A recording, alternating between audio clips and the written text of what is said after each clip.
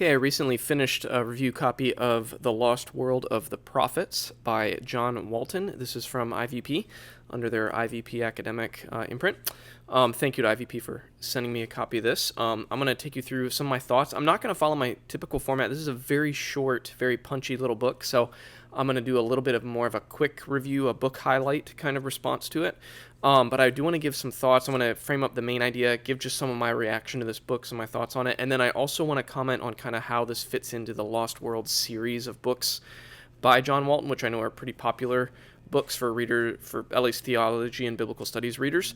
So I wanted to comment on kind of how it fits into that broader kind of series. So if you're a reader of that series, that might be helpful for you. I'll save those comments for the end.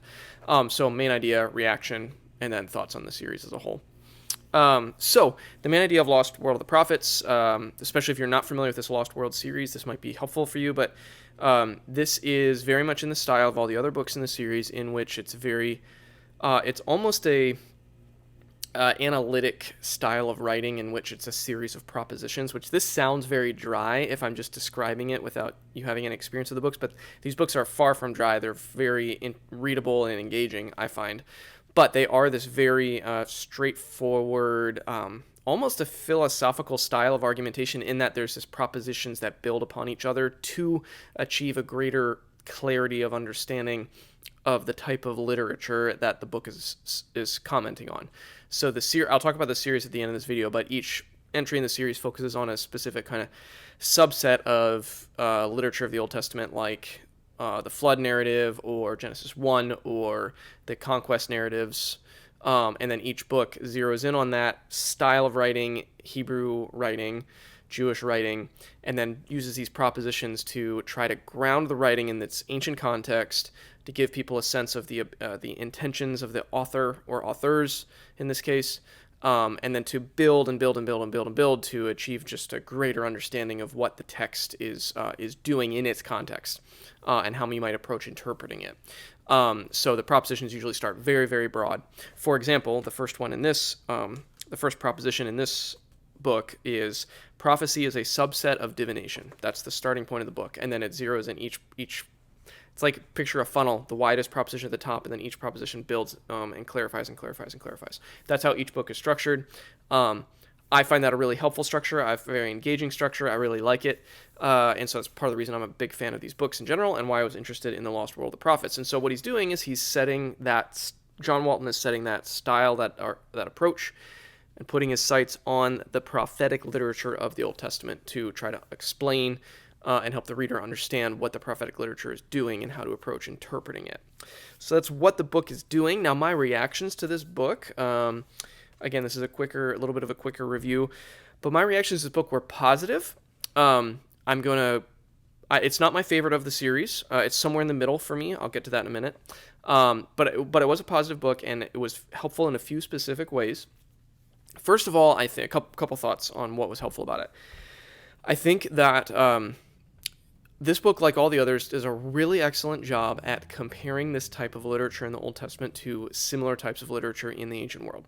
And this one's no exception. You get a really interesting comparison of how prophetic literature looks, how it was written, composed, how similar and or it's sometimes distinct that was from other similar types of prophetic types of literature in other societies or religions in the ancient Near Eastern context. Really, really helpful stuff in here.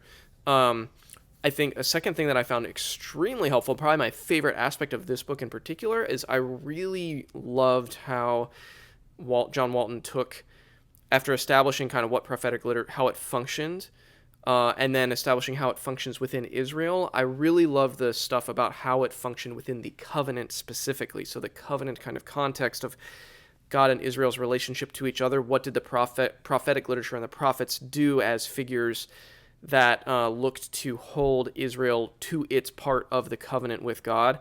I think that some of those propositions, some of those chapters in this book were extremely, really, really illuminating, really helpful for getting a better sense of what kind of prophetic literature is doing, again, in the context and in the narrative of the Old Testament. Those are some of my biggest takeaways from this, is understanding prophetic literature within the context of that covenant specifically. I also really liked the very last couple of propositions are on apocalyptic in general, especially like Daniel, for example, the chapters in Daniel. I will say that that's not that by page count or by focus of the argument, that's not at all the weight of the book is not on breaking up and understanding apocalyptic genre. So don't go into this like with really hoping for a ton on that. It's a lot more on all the other stuff. And setting up the prophetic literature of the Hebrew prophets and all of that. But it is there, and I'm glad it was there. It was helpful. And it's another helpful kind of nuance or distinction within setting almost bracketing off apocalyptic prophetic work is kind of its own thing. And I think it's really helpful pages on that. So those are some of my thoughts about what I found helpful about this book. Hopefully that helps give you a sense of kind of what this book is about and what it's doing. And then last thing I want to do is I want to comment a little bit. I've thought about doing a ranking video or something about all these Lost World books because I really do love the series, and I think it'd be fun to do kind of a ranking on that. So if that's of interest to you, maybe leave a comment or give me your response to that idea. But for now, I just wanted to comment on where I've read all of them so far in the series. I'm not going to go through all of them, but I do want to give a sense of where I put this one in terms of helpfulness as compared to some of the others, and how it compares and contrasts with some of the others. Because some of them are co-written, this one's solo written. But I continue to think probably my two favorites of the series personally are I still love the Lost World Genesis one. Maybe it's because that was the first one. I really love that book. I still find it very helpful. I'm aware of some of the pushbacks to it, but I find it very helpful. I also really love the Lost World of the Torah. I think that's the one where he introduces the idea of the cultural river, and I just found some of the arguments in that book in particular to be paradigm stretching with understanding the function of Torah more broadly in the Hebrew Bible or the Old Testament. So I put those two books way up at the top. They're easily some of my favorites.